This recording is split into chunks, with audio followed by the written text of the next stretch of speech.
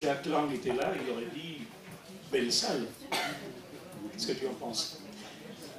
Je vous présente quelqu'un que la plupart d'entre vous connaissent, enfin une grande partie d'entre vous connaissent, c'est le docteur Israël Feldman. Je le connais d'abord, il a le privilège d'être mon cousin, mais il a d'autres qualités. Il est psychanalyste, psychologue et victimologue. Et il a la gentillesse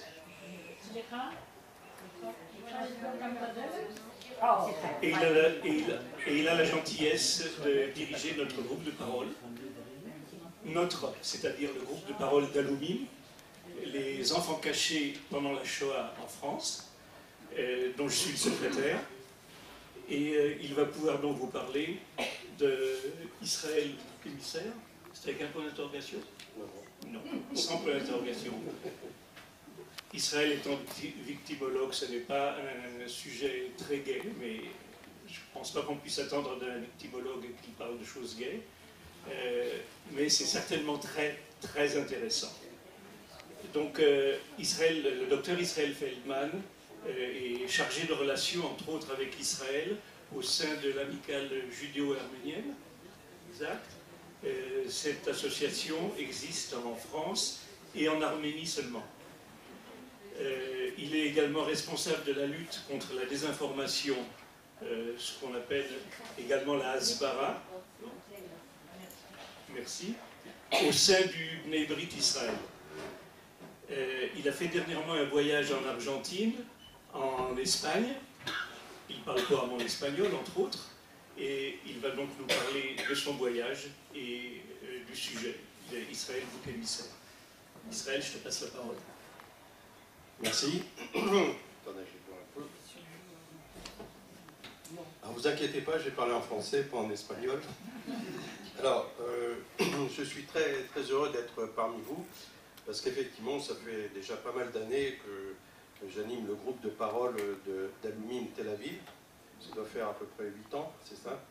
Et donc, je connais bien, malheureusement, le sujet, c'est-à-dire les enfants cachés en France pendant la Shoah. Alors, simplement un petit mot pour ce que je fais par rapport à la Hasbara, c'est-à-dire la lutte contre la désinformation. C'est donc le président du Bnei Brit Israël, Rafi Barel, qui m'a demandé de m'occuper de ça. Donc j'ai été effectivement en Argentine, je ne vais pas m'étendre là-dessus, mais pourquoi en Argentine? Parce que vous savez bien que tous les pays d'Amérique latine ont décidé de reconnaître la Palestine unilatéralement, c'est-à-dire sans passer par les pourparlers avec Israël. Donc j'ai voulu comprendre pourquoi ça se passait comme ça. Donc il y a une logique, peut-être que ça fera l'objet d'une autre conférence. La logique est simple, c'est-à-dire bon, nous sommes alliés des États-Unis. Et pour eux, les États-Unis, c'est l'enfer, c'est les occupants, c'est les colonialistes, etc. Et par ailleurs, le Brésil est en train d'émerger économiquement, ainsi que l'Inde, la Chine, etc. Donc veut se placer surtout en compétition par rapport aux États-Unis. Donc nous sommes gênants. Mais je vais vous parler ensuite du bouc émissaire. Nous sommes gênants partout, en fait. Parce que le bouc émissaire, c'est ça. Il est chargé de tous les péchés du peuple et des nations. Alors, on m'a présenté comme psychanalyste, psychologue et victimologue. Aujourd'hui, je suis victimologue avec vous. Alors, c'est quoi la victimologie? Victimologie, en fait, c'est l'étude du comportement des victimes et leur prise en charge. La prise en charge des victimes, elle est de 3 ordres, en gros, médicale, évidemment, elle est psychologique, mais elle est également juridique. C'est-à-dire que c'est donc une discipline qui regroupe beaucoup de domaines. Et c'est en ça que ça m'a beaucoup intéressé. Pour la petite histoire, je suis devenu victimologue malgré moi, c'est-à-dire que lorsque j'ai fait mon alia en 84, j'ai dû faire l'armée comme tout le monde, et là, on m'a mis dans une unité de soins aux victimes. Et donc l'armée m'a formé, pendant 12 ans, je me suis occupé donc des victimes de guerre, des victimes qui avaient été prisonnières, également des familles endeuillées, etc., et du terrorisme, je m'en occupe encore d'ailleurs. Donc la victimologie, je répète, c'est l'étude du comportement des victimes et leur prise en charge. Alors les victimes sont de toutes sortes. Il faut d'abord qu'elles soient reconnues sur le plan juridique, c'est-à-dire sur le plan social. C'est-à-dire que si vous allez voir quelqu'un qui s'occupe des victimes, vous lui dites, voilà, le policier m'a mis une contravention là, dans la rue, je suis victime de ce type-là, on ne vous prendra pas en charge. La victime doit être reconnue sur le plan social et juridique. Ça veut dire que c'est donc un traumatisme grave, très grave, qui peut atteindre la personne ou les groupes de personnes ou les peuples. Et on va revenir là-dessus. Alors on peut être victime d'accidents, d'accidents du travail, d'accidents de la route, victime dans les sociétés où on vit, c'est-à-dire les agressions sexuelles ou les agressions tout court. Vous entrez dans une banque et puis tout d'un coup il y a une prise d'otage et vous êtes pendant 48 heures là sous la menace des revolvers, etc. Vous imaginez bien que lorsque vous sortez de cela, vous êtes drôlement secoué. Victime des États, c'est ce qui nous amène à nous, victime des États et de leurs représentants, alors esclavage, évidemment, massacre, génocide. Génocide comme la Shoah pour nous. On peut être aussi victime des guerres, comme je disais tout à l'heure, c'est-à-dire être prisonnier, ou alors avoir un choc de guerre, chez les soldats ça existe aussi, et puis on peut être victime d'attentats. On en a malheureusement eu beaucoup, et on en a encore beaucoup en Israël. Donc la victimologie va se centrer sur l'étude des personnes, des groupes ou des peuples, dans un but tout simple, c'est-à-dire essayer d'aider ces groupes ou ces personnes à ne plus être de nouveau victimes. Pour ceux qui ont Guisen TV, j'ai parlé sur ce sujet il y a à peu près 15 jours. D'ailleurs, j'ai été interviewé par quelqu'un qui lui-même a été dans un attentat à Jérusalem. Et donc, ce qui l'avait frappé, c'est que lorsqu'on s'occupe des victimes, on a toujours très peur que les victimes recommencent à être victimes. Alors, vous allez me dire pourquoi. Ben, c'est un processus inconscient, c'est-à-dire qu'on s'adapte comme on peut au gros traumatisme, et une des adaptations, on va dire, pathologiques, c'est de se remettre en situation à risque. Et on le voit, je le vois dans ma pratique, souvent, des gens qui ont survécu à un attentat, qui peuvent se retrouver dans un autre attentat, ou alors qui peuvent somatiser, c'est-à-dire faire une maladie grave, ou alors se mettre dans des situations très dangereuses. Donc, en victimologie, on va tout faire pour aider les personnes à ce qu'elles ne soient plus victimes. Alors, c'est pas si facile que ça, parce que chez nous, en Israël, ou dans le peuple juif, on pourrait parler de revictimation ou de survictimation, c'est-à-dire que nous sommes malheureusement des cibles sur la terre entière par rapport à l'antisémitisme. Alors, bien sûr, on fait des distinctions, surtout en France, entre l'antisémitisme et l'antisionisme. Mais justement, en Argentine, j'ai aimé une définition qu'ils donnent là-bas.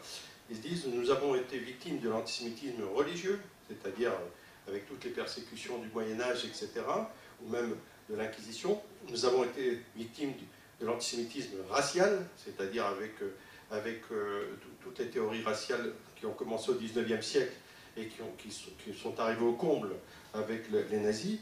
Et maintenant, nous sommes victimes de l'antisémitisme politique, c'est-à-dire que maintenant que l'État d'Israël a été créé, donc on est en train de transférer sur l'État d'Israël tout ce qui concernait donc les Juifs. Donc nous sommes victimes, on peut dire, de ce qu'on appelle la victimisation chronique. Alors pourquoi est-ce que je parle de chronique?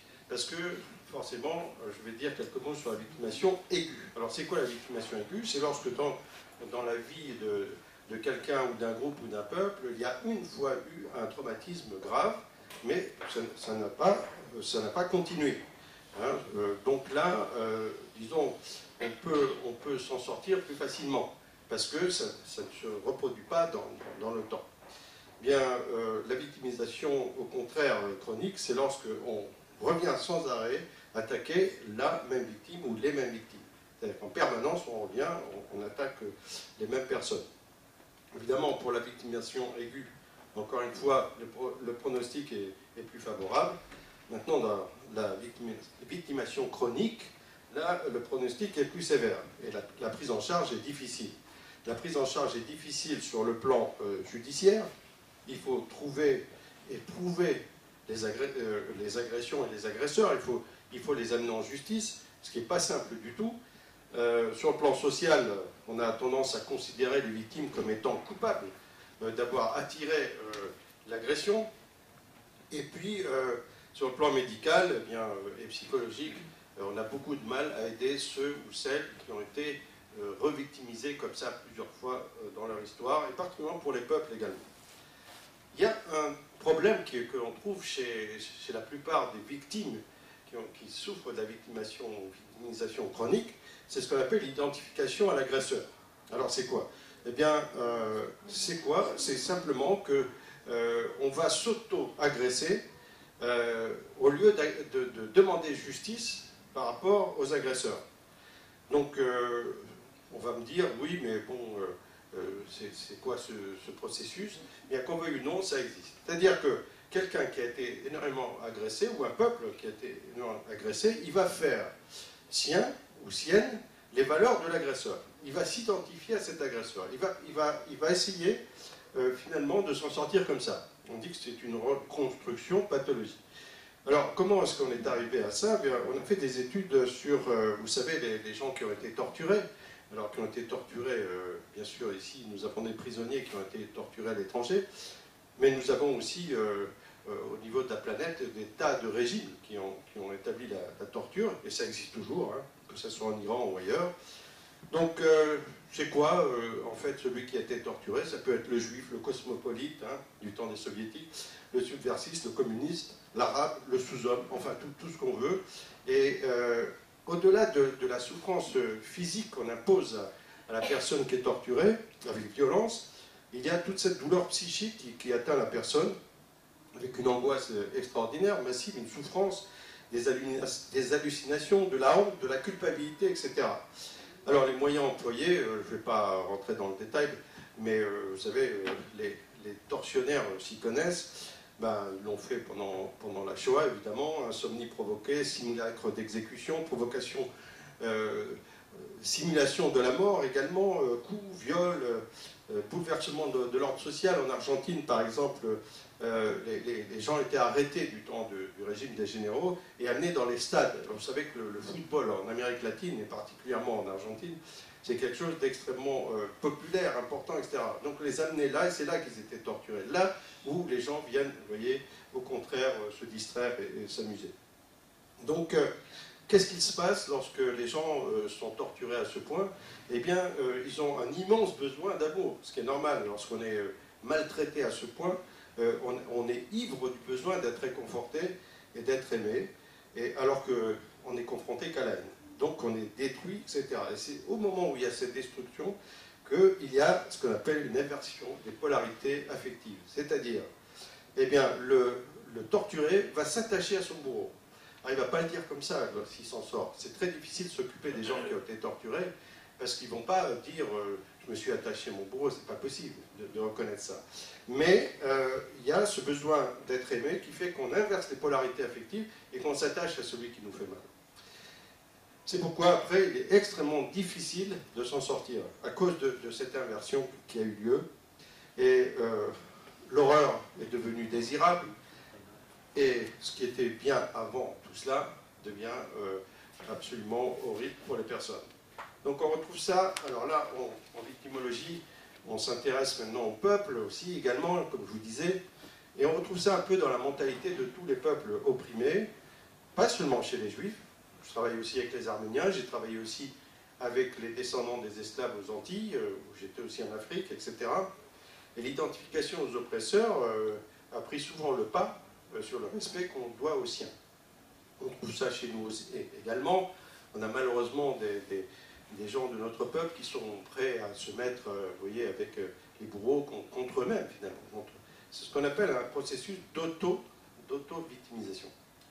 Donc, si je reviens à cela, c'est pour vous montrer à quel point le processus de victimisation peut entraîner des pathologies, que ce soit sur le plan individuel, sur le plan social et sur le plan historique également.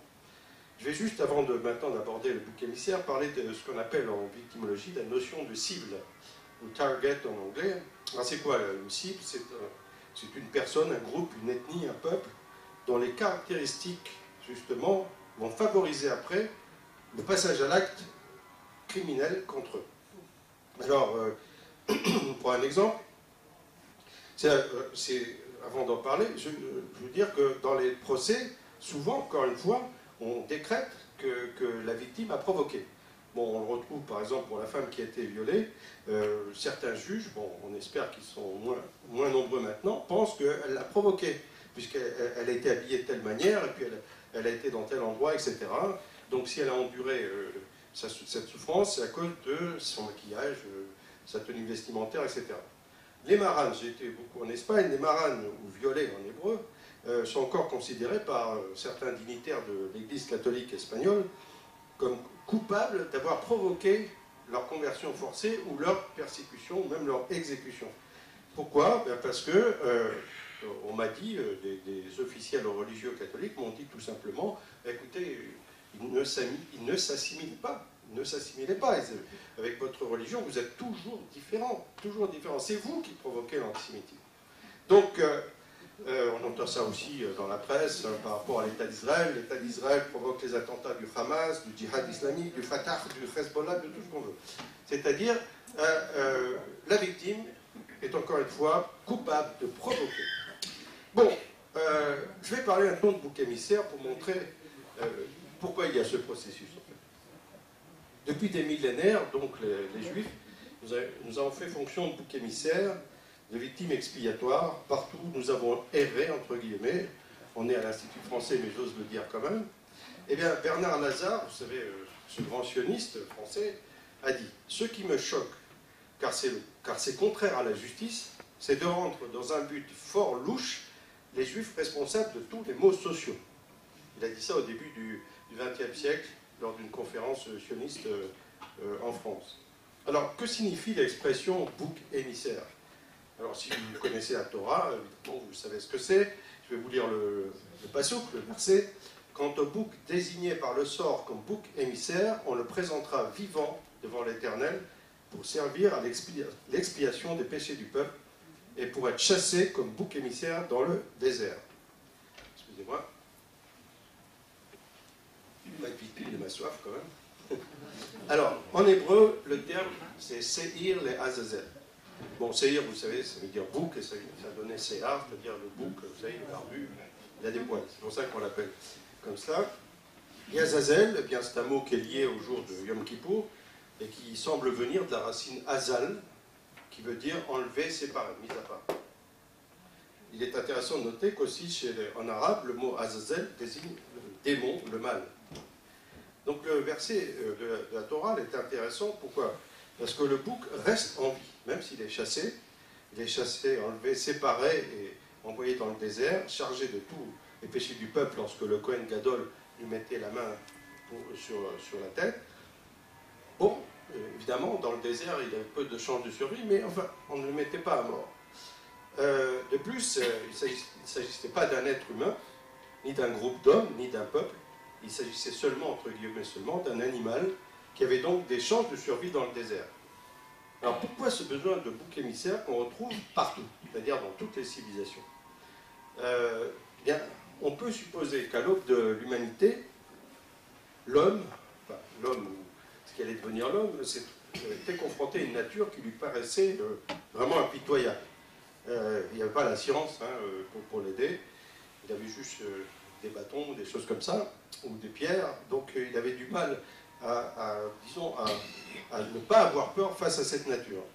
Or, on sait que l'être humain, à la différence de l'animal, nous avons un développement cérébral très, très avancé. Si vous prenez le plus intelligent des singes, c'est-à-dire on va prendre un gorille par exemple, vous mettez de profil, vous voyez bien que, eh bien, il n'a pas le front que nous avons. Nous avons ce front. Homo sapiens a ce front. Or, dans ce front se trouve toute la possibilité d'imaginer, de raisonner. C'est-à-dire toutes les parties du cerveau qui nous servent à être ce que nous sommes, à savoir les êtres humains. D'ailleurs, des psychologues ont beaucoup travaillé là-dessus. C'est par exemple Piaget, en Suisse, qui a travaillé beaucoup sur cette représentation psychique chez l'être humain, qui nous caractérise par rapport aux animaux. Donc, on peut supposer que l'être humain, au départ, confronté à une nature aussi étrange, aussi difficile, aussi agressive pour lui, a commencé à représenter les choses dans sa tête, et peu à peu, il a dû sûrement s'imaginer qu'il était confronté à une punition divine. C'est-à-dire, cette nature qu'il ne maîtrisait pas, eh bien, c'était Dieu qui le châtiait. Vous savez, c'est pas si vieux que ça. Là, je parle de l'aube de l'humanité. Mais il m'est arrivé d'aller au Mexique pour, je ne sais plus en quelle année, il y a eu l'explosion du Popocatépetl. Et là, j'ai parlé avec des paysans qui refusaient de quitter l'endroit alors qu'ils risquaient encore beaucoup de la part du volcan, et qui disaient tous, c'est Dieu qui nous châtie. On le retrouve dans toutes les catastrophes naturelles. Souvent, on pense que c'est Dieu qui nous châtie. Donc, qu'est-ce qu'il faut faire pour calmer la divinité? Et c'est là que s'est mise en place, malheureusement pour ces victimes, eh bien, sont mis en place, des sacrifices humains. Alors, je reviens à la religion d'Israël. Ça représentait un progrès extraordinaire pour l'humanité, quand même. Car d'abord, vous connaissez le passage dans Exode 3,14, quand Moïse est là, il ne comprend pas devant cet arbre qui brûle sans se consumer, il entend dans sa tête « je suis ». C'est-à-dire tout d'un coup, il perçoit Dieu comme étant un esprit immanent partout, etc. À la différence des autres personnes qui l'entouraient, notamment les Égyptiens, qui étaient peut-être très en avance sur le plan technique, mais sur le plan religieux, ils étaient très très retardataires, ils adoraient tout, les chats, les chiens, tout ce qu'on veut. Donc là, on peut voir que ça a été le premier grand progrès, ou le deuxième, puisqu'il y a eu d'abord Abraham avec le faux sacrifice, comme on dit, d'Isaac. Bon, il a dû avoir peur, puisqu'on a plein de rues qui s'appellent Pachat Yitzhak partout en Israël. Mais il n'a pas été égorgé, il n'a pas été sacrifié. Alors, on peut dire que la religion d'Israël a représenté un progrès extraordinaire pour l'humanité. On se dégage des sacrifices humains et on pense que Dieu, c'est autre chose que des bouts de bois, etc. Vous voyez, donc c'est un progrès extraordinaire. Mais néanmoins, le christianisme, lorsqu'il a commencé, qui est issu complètement du judaïsme, hein, Jésus était juif, Marie, tout le monde, etc. Tout le Nouveau Testament a été écrit par des juifs. Eh bien, quand il a été paganisé, le christianisme, c'est-à-dire que de nombreux non-juifs sont rentrés dans cette nouvelle, j'allais dire secte, parce qu'au départ c'était une secte, eh bien, quand votre Paul a été l'a diffusé partout dans l'Empire romain, eh bien, ils ont amené avec eux, les païens, de nouveau ce besoin de bouc émissaire. Ce qui est incroyable, parce que si on prend la théorie du christianisme, normalement, il n'y a pas besoin de bouc émissaire. Pourquoi? Parce que pour les chrétiens, Jésus est mort à la croix pour les péchés du monde entier. Donc il a été le bouc émissaire par excellence. Donc on ne peut pas en chercher d'autres.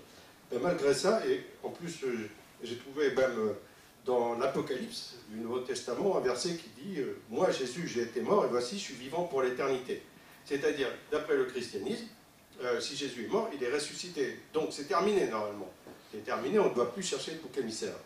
Mais voilà, étant donné que, de nouveau, le christianisme s'est penché ou s'est dirigé vers les théories païennes qui étaient avant dans leur civilisation, dans leur religion, eh bien l'accusation contre les juifs de déicide s'est mise en place par les pères de l'Église à l'encontre des juifs, et ça a permis de revivifier ce mythe païen létal, c'est-à-dire mortel, envers des boucs émissaires humains. Alors pourquoi, on peut se demander pourquoi tant de haine de la part des pères de l'Église? Après tout, ils savaient que le christianisme était issu du judaïsme. Le christianisme doit tout au judaïsme au départ, il doit tout. La foi chrétienne est basée complètement sur le judaïsme au départ. Eh bien, ils avaient besoin de convertir les juifs pour asseoir la messianité de Jésus. Or, les juifs ont résisté, certains ont cru, mais beaucoup ont résisté, et ne sont pas devenus des chrétiens. D'où ce que je disais tout à l'heure par rapport à l'Espagne, eh bien, cet énervement d'être face à ces juifs qui ne veulent pas se convertir. Donc, du coup, eh bien, on nous a accusés de déicide, c'est-à-dire d'avoir tué Dieu. Entre nous, comment est-ce qu'on peut tuer Dieu? Je ne sais pas. Donc, on se retrouve là, donc, avec de nouveau la reviviscence ou la résurrection, j'allais dire, malheureusement, des mythes païens, avec le besoin de boucs émissaires, et cette fois dirigé contre les Juifs. C'est-à-dire, bien sûr que l'antisémitisme a existé avant le christianisme. On sait très bien, si on lit les textes des Romains, etc., ou des Grecs, ça existait. Mais avec l'antisémitisme chrétien, là, il est devenu beaucoup plus violent. Parce que c'était insupportable aux chrétiens, à certains chrétiens, de voir des juifs qui refusaient de croire. Donc, on en a fait des boucs émissaires de nouveau. Vous connaissez bien sûr tout le martyrologe juif pendant des siècles et des siècles et des siècles, qui finalement a débouché, malheureusement, comme vous le savez, sur la Shoah. Alors, je vais parler un peu des mythes fondateurs et qui sont des croyances populaires tenaces. Les mythes fondateurs, c'est quoi? C'est-à-dire que dans toute civilisation, dans toute culture, eh bien, on compare la culture d'un peuple d'ailleurs à son psychisme. Donc on dit que le psychisme d'un peuple a besoin de mythes parce qu'ils sont les piliers fondateurs. Vous voyez, le problème, c'est que tous les mythes, à part le judaïsme, dans le judaïsme, tous les mythes comportent cette notion, ce besoin de sacrifice expiatoire.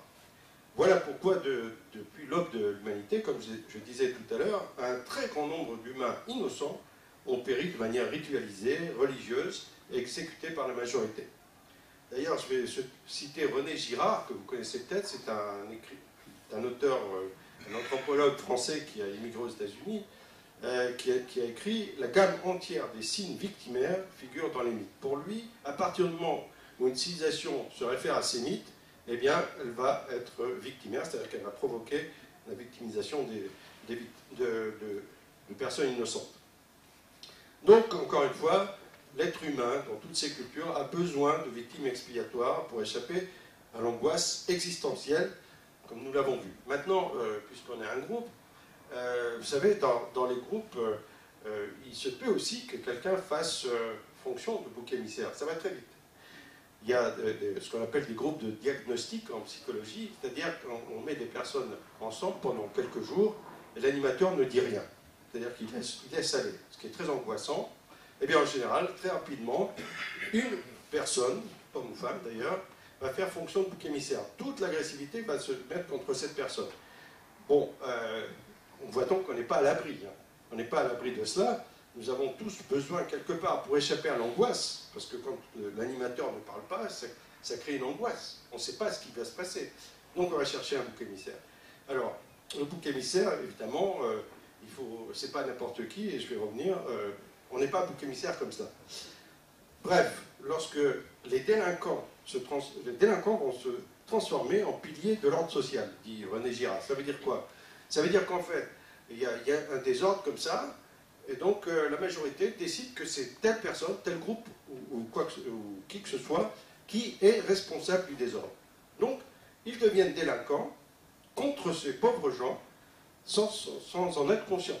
C'est-à-dire que tout d'un coup, tout se rabat vers les mêmes personnes, ou la même personne, et c'est l'horreur qui s'abat. Bon, vous connaissez très bien ce qui s'est passé dans les années 30 en Allemagne, c'est-à-dire que dès qu'Hitler a pris le pouvoir, il a chauffé l'Allemagne. D'abord, il s'est débarrassé de tous ceux qui pouvaient l'empêcher de parvenir à sa folie, et il a désigné sans arrêt, dans tous ses discours, il désignait les Juifs, etc. etc.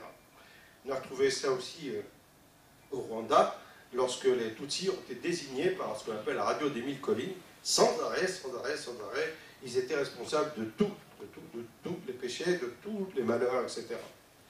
Bon, on ne va pas revenir sur le livre Mein Kampf, mais quand vous lisez Mein Kampf, vous vous rendez compte à quel point les boucs émissaires étaient désignés d'une manière très claire, et ce, depuis le départ par Hitler.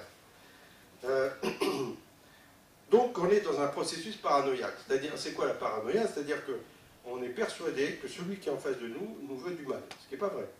On est en train de délirer. On appelle ça un délire paralogique. Pourquoi paralogique? C'est presque logique. Parce qu'on va trouver chez l'autre des choses qui vont conforter notre paranoïa.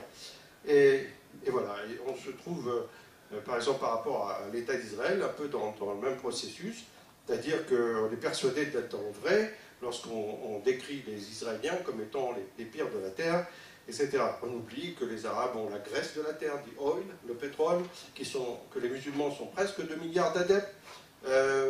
J'ai parlé avec un psychanalyste égyptien au Canada, et puis il m'a dit tout le problème du monde arabe, c'est le rétablissement national d'Israël. C'est-à-dire, On veut bien que vous soyez parmi nous, mais ne soyez pas indépendants parce que vous occupez une terre d'islam, etc., etc. Et c'est un grand psychanalyste.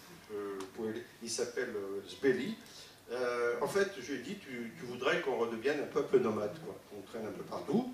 Et puis, voilà, qu'on soit les boucs émissaires. Une minorité chez les Arabes. Voilà, une minorité à la disposition, enfin, pour calmer toutes les peines, toutes les angoisses, etc.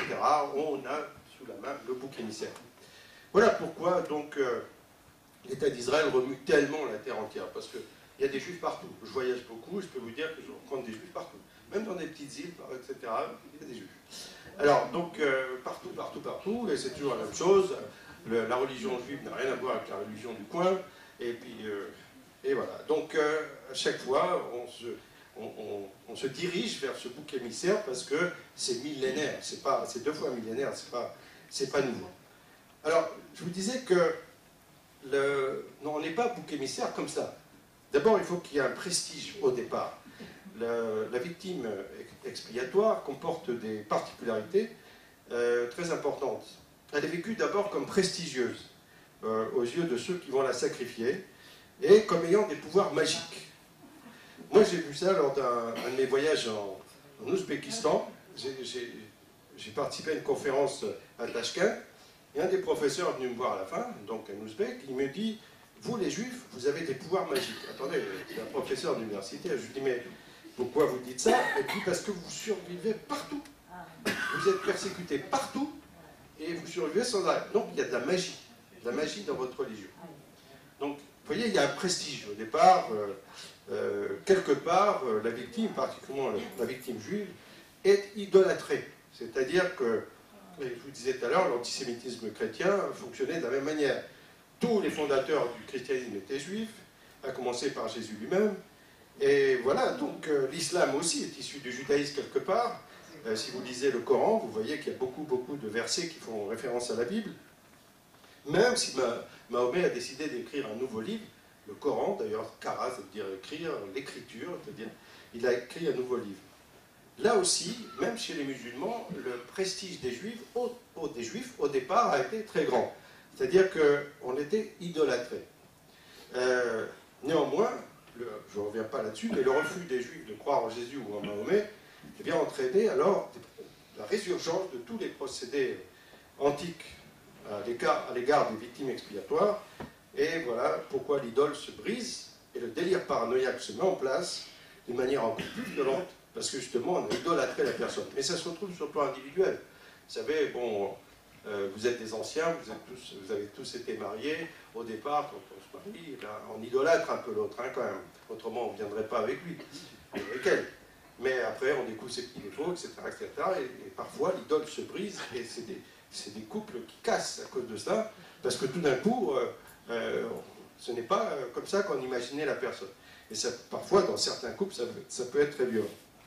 Donc on voit qu'au niveau des peuples, c'est la même chose. Je vais prendre l'exemple des médecins juifs. Voilà. Être médecin chez les juifs, c'est comme aller au marché, quoi. Je veux dire, il y a énormément de médecins chez les juifs, que ce soit depuis le Moyen-Âge jusqu'à nos jours. Toute mère juive, hein, vous savez, que son fils soit médecin ou avocat. Bon, le médecin est associé au pouvoir de guérir, mais aussi à celui de pouvoir donner la mort. Un médecin, s'il veut, hein, il peut donner la mort. D'ailleurs, il y a un livre qui a été écrit sur les médecins dans la période nazie, et on peut se demander comment les médecins ont pu être aussi horribles du temps du nazisme. Moi, je me rappelle, en faculté de médecine, j'étais horrifié de voir comment les profs parlaient des corps humains ou des cadavres, etc. Bien sûr, c'est pour se protéger. Bien sûr que dans un hôpital, on ne va pas commencer, n'est-ce pas, à pleurer à chaque fois qu'on voit quelqu'un de malade ou mourant. Mais quand même, il y a une sorte de réification, c'est-à-dire qu'on transforme le malade ou la personne en chose. Et ça peut aller jusqu'à des dérives terribles. Donc, dans l'esprit des gens, le médecin n'est pas seulement celui qui guérit, il est aussi celui qui peut tuer. D'où des délires périodiques aussi contre les Juifs, même au XXe siècle. Vous connaissez tous le procès de Staline contre les blouses blanches. le fameux complot des blouses blanches. Et heureusement, Staline est mort juste à ce moment-là. Il est mort le 1er mars 1953, je l'ai marqué parce que vraiment, heureusement qu'il est mort. Et le 4 avril suivant, la Pravda a pu donc laver de tout soupçon tous ces médecins qui allaient être exécutés de manière horrible. Vous savez aussi que le protocole des sages de Sion, qui est un faux, mais alors, comme c'est pas possible, est très très lu encore maintenant, que ce soit en terre catholique. Vous allez au Venezuela, enfin, moi je n'ose plus y aller, avec ce qui se passe avec Chavez, mais vous le trouvez partout. C'est-à-dire que vous le trouvez en vente partout. Vous allez dans les pays arabes, malgré le printemps entre guillemets arabe, vous le trouvez partout. C'est-à-dire que vous avez, il est lu avec ferveur, alors que c'est un délire total. Donc vous voyez, au départ, on pense que les Juifs, eh bien, sont forcément très puissants, puisqu'ils ont donné naissance aux deux grandes religions de la terre, et après, eh bien, ça se transforme, voilà, on recherche du bouc émissaire et on persécute les Juifs. Bon, je ne sais pas si j'ai encore un peu de temps, oui. Alors, la création de l'État d'Israël. Pourquoi l'État d'Israël donc entraîne cet antisémitisme politique à ce point? Bon, vous savez tous, hein, je ne vais pas vous le redire, mais enfin, on connaît la date, 29 novembre 1947, il y a eu le vote de l'ONU et le partage de la Palestine en un État arabe et un État juif. Les sionistes de l'époque, donc qui n'étaient pas très nombreux, à moins qu'ici parmi nous il y en avait déjà, les habitants juifs donc, de Palestine ont accepté ce plan, mais vous savez que le monde arabe l'a refusé. Le 14 mai 1948, eh bien, c'est la création de l'État d'Israël, donc l'indépendance. On peut se demander pourquoi l'État d'Israël, tout nouveau, tout petit, a pu gagner cette guerre d'indépendance. Bien parce que le sionisme avait commencé déjà au 19e siècle. C'était pas, vous voyez, c'est pas des gens qui d'un coup étaient indépendants, allaient décider de faire une armée, une police ou la justice, c'est ce qu'on veut. En fait, ça avait commencé au 19e siècle, il y avait des structures étatiques déjà très très prêtes, des organismes très puissants, et finalement, malheureusement, c'est la Shoah qui a permis la réalisation. Ce n'est pas la Shoah qui a entraîné la création de l'État d'Israël, mais qui a aidé à la réalisation, parce que les nations se sont trouvées tellement coupables de ce qu'elles nous avaient fait, que voilà, elles ont accepté que l'État d'Israël soit créé. Alors, la guerre d'indépendance a duré 14 mois, comme vous le savez, et elle a été perdue par le monde arabe, qui l'a appelé la Nekba, donc la catastrophe, un mot calqué sur le mot Shoah. Alors, pourquoi? Bien, encore une fois, il y a une fascination. Comment ce tout petit peuple, 300 000 personnes étaient vraiment des Tsabarim, on va dire, ou du coin, et 300 000 ou 350 000 sortaient des camps, avec tout ce que ça suppose, hein, après être passé par Chypre, etc. Donc des gens cassés dans leur identité, et cassés dans leur vie, qui avaient tout perdu. Comment ce tout petit peuple a pu gagner? C'est ça qui fascine le monde arabe. C'est-à-dire, il y a une idolâtrie là aussi. Vous savez, je donne des cours aussi en France, à la faculté de médecine rue des Saints-Pères, et une fois on a formé un groupe de psychologues et psychiatres algériens. Vous savez qu'il y a eu des tueries terribles là-bas, entre 200 000 à 300 000 morts, et pendant une semaine on les a formés à la victimologie, etc. Et puis après, ils m'ont invité à venir à une soirée, donc je me suis retrouvé avec eux, et tous voulaient venir en Israël. C'est-à-dire qu'ils voulaient voir Israël. Bon, la mosquée d'Al-Aqsa évidemment, mais pas que ça. Ils voulaient voir les kibboutz, ils me parlaient, ils avaient l'air plus sionistes que moi. Je me dis, mais qu'est-ce qui leur arrive? Et en fait, j'ai compris. C'est-à-dire que pour eux, il y a une fascination. Comment ce tout petit pays peut arriver à gagner, etc. Du coup, ça se transforme, comme j'ai dit tout à l'heure, et ça devient donc une obsession, et encore une fois, on veut détruire l'État d'Israël, parce qu'on en fait le bouc émissaire, surtout que ça a été encouragé par toutes les dictatures arabes. Et on veut surtout laver eh bien, toutes les humiliations que les Arabes ont connues avec l'Occident, le colonialisme, etc. Et on veut rétablir donc le temps du grand Saladin, qui lui est venu donc à Jérusalem et a installé la mosquée là-bas. Donc je ne dis pas que l'État d'Israël est parfait, attention, je ne dis pas que ça. Je dis simplement qu'il est devenu, malheureusement, le bouc émissaire des nations, comme vous le savez. Le mot génocide a été banalisé, c'est-à-dire que pour les médias, on l'utilise sans arrêt, c'est un mot passe-partout. alors qu'il avait été inventé par Raphaël Lemkin, professeur de droit international à Yale en 1944. Pourquoi? Pour la Shoah. Donc on banalise le mot génocide, ce qui permet bien sûr de transformer les choses. Par exemple, vous savez, Aimé Césaire, pour ceux qui le connaissent, donc c'était un grand écrivain antillais, que j'ai connu d'ailleurs, il m'a fait une très belle dédicace sur un de ses livres. Eh bien, Aimé Césaire a parlé de génocide par substitution à propos de la politique de la France qui a consisté à faire venir des Antillais en France et mettre à la place des métropolitains blancs. Bon, évidemment, c'est pas très beau de faire ça, mais de parler de génocide quand même, il ne faut pas exagérer. Je lui ai dit d'ailleurs, je dis, attendez, elle me dit oui, mais je voulais ça tape fort comme ça marque. Moi je dis, mais c'est pas ça. Quand on entend les médias, les altermondialistes, les musulmans, les pervers, c'est-à-dire les néo-nazis, tout ce qu'on veut, là, les responsables de la propagande antisioniste, ils n'arrêtent pas de transformer les choses et de dire Israélien égale nazi, Israélien égale SS, etc. etc.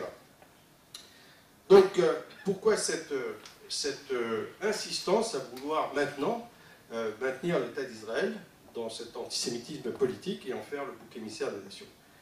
Bien évidemment, au départ, comme j'ai dit, l'antisémitisme était religieux, et c'est ce caractère mythique du peuple juif qui hante, qui obsède les nations. Tout tourne autour de la notion de peuple élu. J'étais à Grenoble dernièrement, il y a 2 mois, même pas, pour faire une conférence là-bas, et celui qui organisait la conférence, c'était une conférence sur la honte qui peut atteindre les personnes ou les groupes, etc.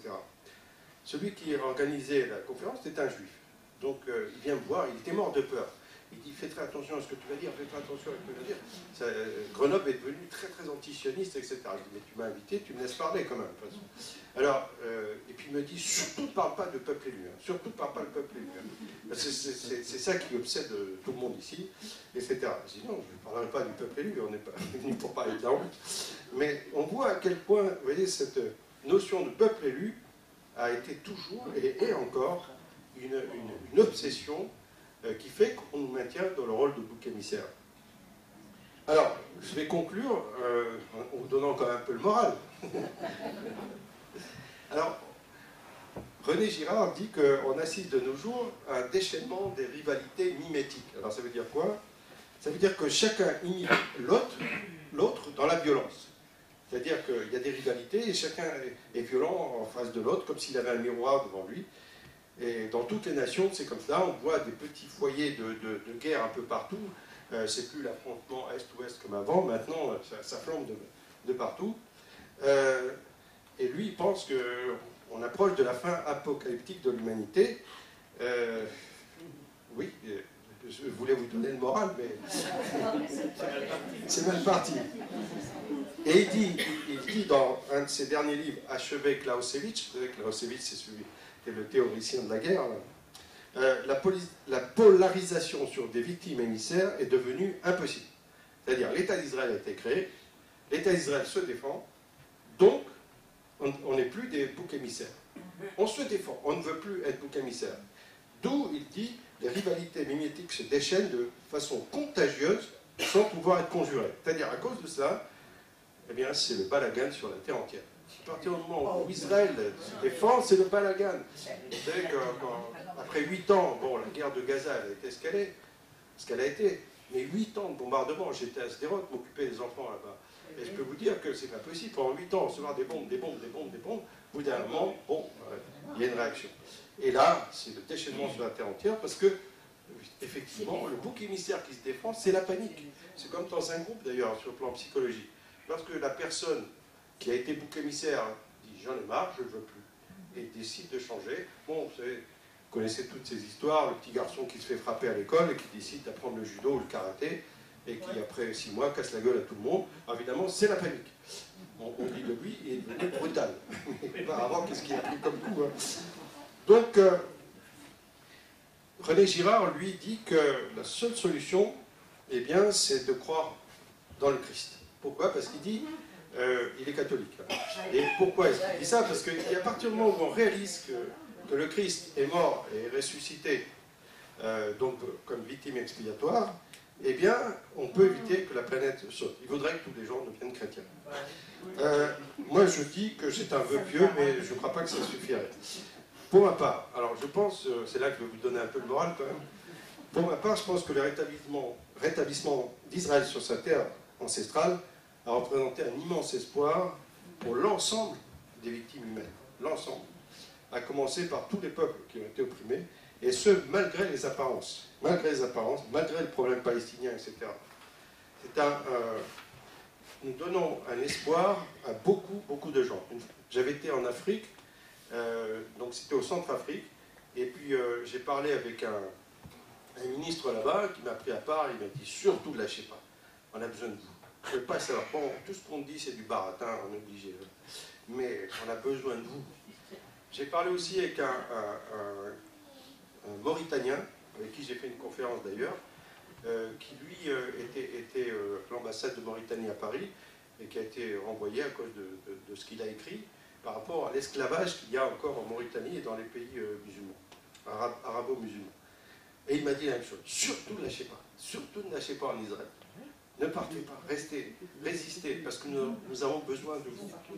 Donc vous voyez, il ne faut pas s'arrêter à tout discours qu'on peut entendre politique ou médiatique. Il faut que nous puissions rester ici pour les victimes également. Alors, comment est-ce qu'on peut s'en sortir? Évidemment, il y a la dimension religieuse. Vous savez ce qu'a dit Moïse, vous serez pour moi un royaume de Kohanim, une nation sainte. Donc, d'une certaine manière, il faut qu'après avoir été en réaction, depuis la création de l'État d'Israël, en réaction par rapport aux attaques que nous avons subies, il faudrait que nous puissions être en action. C'est-à-dire, finalement, être ce que les religieux appellent hors la goïm, c'est-à-dire vraiment une lumière pour les nations. Alors évidemment, vous allez me dire, ah non, ça y est, on ne va pas devenir religieux, bon, j'en vois pas beaucoup ici. C'est pas de ça dont il s'agit. Parce qu'en fait, le mot Torah, vous le savez bien, ça veut dire enseignement, ça donnait oré, etc. Donc en fait, on est les seuls, avec toute l'histoire que nous avons eue, tout le fait que nous sommes en train de nous dévictimiser, nous sommes les seuls à pouvoir vraiment enseigner. Enseigner, non pas à porter la kippa, à manger cachère, pourquoi pas, hein, je ne critique pas, mais c'est beaucoup plus profond que ça. C'est d'enseigner finalement à nous en sortir. D'ailleurs, le Dalai Lama est venu ici pour comprendre comment on a pu résister. Vous savez, il y a beaucoup de gens qui veulent comprendre pourquoi Israël réussit en ce moment à se dévictimiser. Donc, nous avons su arrêter le scandale des sacrifices humains. Nous avons pu également arrêter les sacrifices d'animaux. Vous savez bien que lorsque le temple a été détruit, il y a environ 2000 ans, eh bien, a été mis en place le Talmud. Le Talmud, ça veut dire étude. Donc, c'est-à-dire qu'à la place des sacrifices d'animaux, puisque le temple était détruit, eh bien, on s'est mis à étudier, ce qui nous a permis d'avoir beaucoup de prix Nobel. Hein. Bon, en attendant que nous puissions trouver une solution justement à cette notion de bouc émissaire, puisque je pense qu'elle partira d'ici, nous sommes concernés complètement. C'est-à-dire que ici, ce n'est pas un jeu. Bouc émissaire, nous le sommes encore dans l'esprit de beaucoup de nations. Donc nous devons trouver la solution à cette notion de bouc émissaire. Mais en attendant, eh bien, il faut se défendre, et sur un autre plan que la guerre évidemment, mais surtout sur le plan médiatique. Pourquoi? Vous savez, quand j'ai assisté à une réunion de la commission politique du Bnei à Paris, et lorsque j'allais à la réunion, j'avais loué une voiture, j'écoutais la radio, et c'était la radio juive, et puis il parlait du fait que pendant des siècles et des siècles et des siècles, le judaïsme interdisait quelque part aux juifs agressés, attaqués dans leur village, de se défendre. Il y avait juste les bouchers et on ne les aimait pas, parce qu'on sentait qu'ils avaient du sang sur les mains, y compris humain. Donc, il y avait une instruction qui était donnée dans toutes les synagogues, il faut prier, il ne faut pas se défendre. Le mouvement sioniste a cassé cela d'une manière positive. C'est-à-dire que vous connaissez tous peut-être cette histoire, je crois que c'est Sokolov, hein, il faut que je vérifie. Il était à Yafo, et Yafo, il croise un arabe le voit, le pousse, il dit « Descends, juif, descends, tu ne marches pas là, toi. » Lui pousse l'arabe. Alors l'arabe sort un couteau, lui sort son revolver et tue l'arabe. Il est immédiatement arrêté. il est mis en prison. Le mouvement sioniste se réunit, il dit on ne peut pas le laisser en prison. Ils font sauter la porte de la prison et le libèrent. Eh bien, le lendemain, dans tous les journaux arabes, il y avait écrit que ces juifs-là n'étaient pas des êtres humains, ils devaient être des robots qui avaient du sang bleu dans les veines. Alors, vous voyez, c'est le mouvement sioniste qui a cassé ça. J'étais à Theresienstadt, il n'y a pas longtemps. J'étais là, vous savez, il y a écrit Arbeit macht frei, et je ne dis plus jamais ça. Merci.